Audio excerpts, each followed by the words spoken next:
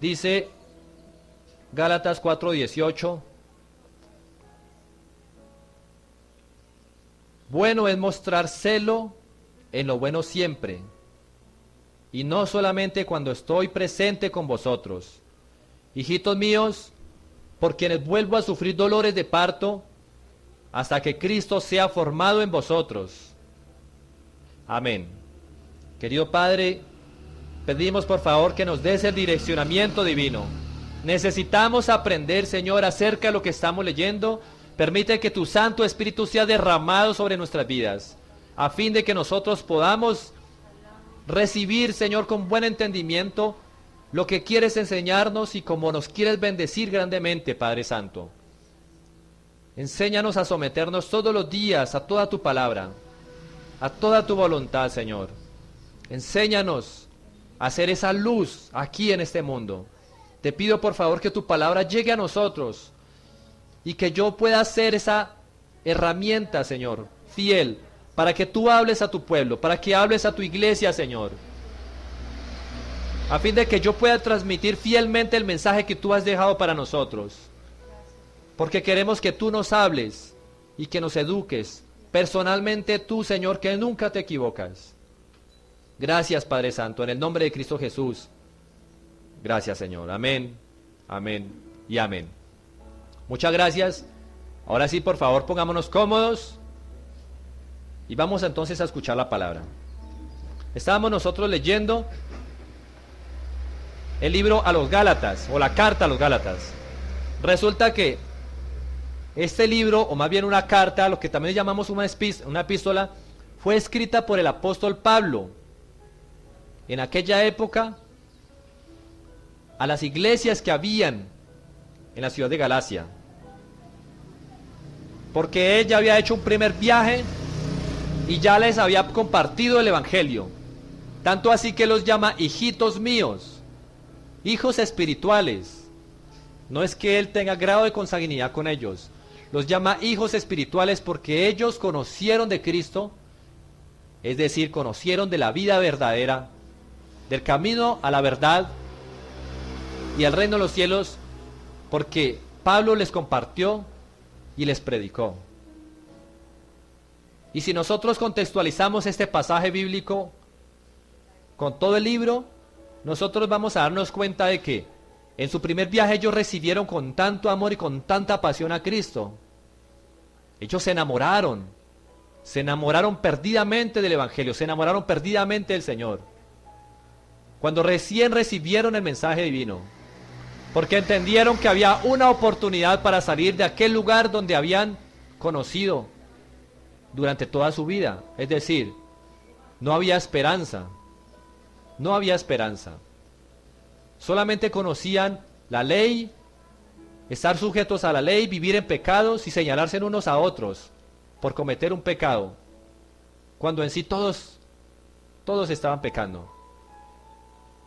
Encontramos nosotros entonces que estas personas recibieron del evangelio, se enamoraron, vivían en su primer amor, que buscaban con esa pasión la presencia de Jesucristo en sus vidas, porque entendieron que había una nueva luz que iluminaba mucho más que el sol, una luz radiante y hermosa. Pero después de cierto tiempo, Pablo se entera que ellos han dejado su primer amor y les dice: hijitos míos. Entendamos entonces que Pedro estaba sentado recibiendo palabras para escribir, como quien le pide el favor a otra persona que le lea algo, que le vaya diciendo, que le vaya dictando, para que nos rinda para ir escribiendo algo que debemos traspasar. Imaginémonos al apóstol Pablo sentado en un escritorio y el Espíritu Santo redactándole una a una todas las palabras que quedaron plasmadas aquí, porque es el Espíritu de Dios quien hoy le está hablando a la iglesia también. Amén. Y el Señor hoy nos dice a nosotros: hijitos míos, porque como hijos de Dios hemos sido llamados a salvación. Hijitos míos. Pero es que esa frase encierra gran ternura, no encierra despotismo, gritos, ira. todo lo contrario, con tanta ternura como quien ve a un hijo suyo que está cogiendo por mal camino, que está haciendo lo que no debe y que sabemos nosotros que eso lo perjudica, que va a llevar a esa persona a la muerte. Nosotros le decimos, hijito mío, mi hijito, no haga semejante cosa, no consuma eso, no beba eso, te estás destruyendo tu vida. Entiende qué es lo que significa la verdadera vida, entiende lo que hay que hacer realmente. Con esa pasión el Señor nos habla también y nos dice, hijitos míos, y continúa diciendo, después de que nos reconoce como hijos suyos, por quienes vuelvo a sufrir dolores de parto. Dolores de parto tuvo el Señor, también para con nosotros.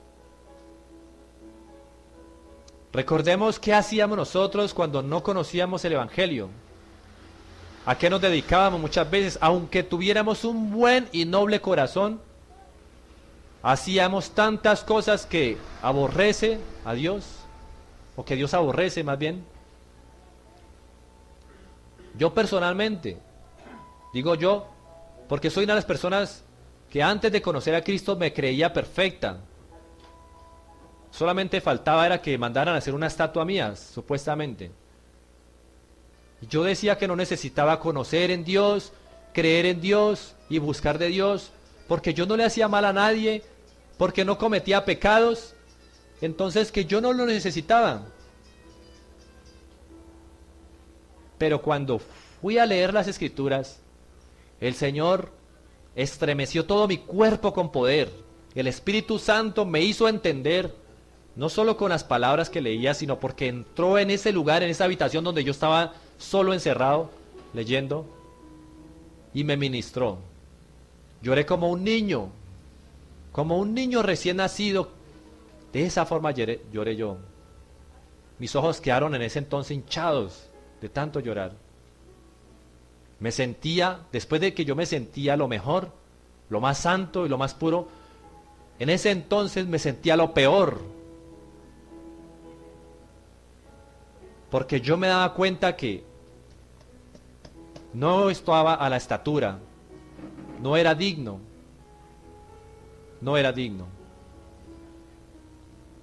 estaba ni a los talones de la cercanía, de la presencia de Dios.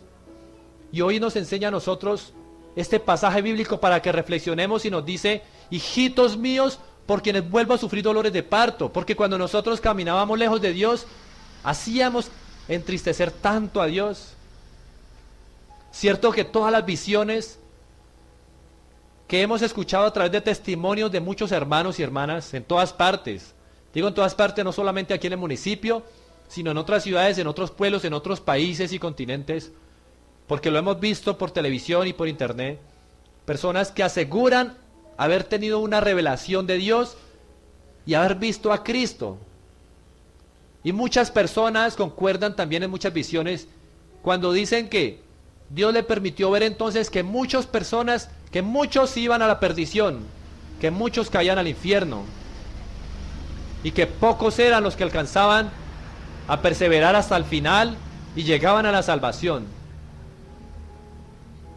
Y todos nos dicen lo mismo, que veían a Jesucristo con su rostro lleno de lágrimas, porque muchos se están perdiendo. Y que Jesús decía que lloraba porque sus hijos se están muriendo y prefieren irse a ese lugar de tormento que no fue hecho para la humanidad, por terquedad y por necedad. Entendemos entonces estas palabras cuando el Espíritu Santo nos dice a nosotros, hijitos míos, por quienes vuelvo a sufrir otra vez dolores de parto. ¿Por qué otra vez? ¿Por qué otra vez? Se supone que cuando nosotros llegamos a los pies de Cristo, somos nuevas criaturas, ¿cierto? Entendemos por la palabra que el Señor nos permite nacer de nuevo. Vamos al bautismo, y eso es lo que simboliza el bautismo. Representa que en ese río, aguas abajo se fue el cadáver del viejo hombre o la vieja mujer. Y quien emerge de las aguas en ese momento recibe, como recibió Jesucristo, al Espíritu Santo que desciende con poder sobre él, Y también el carácter de Cristo empieza a ser formado a partir de ese momento en su vida. Y que esa persona ha muerto. Y que esa persona podría afirmar, como lo decía Pablo, mas ya no vivo yo, sino que Cristo vive en mí.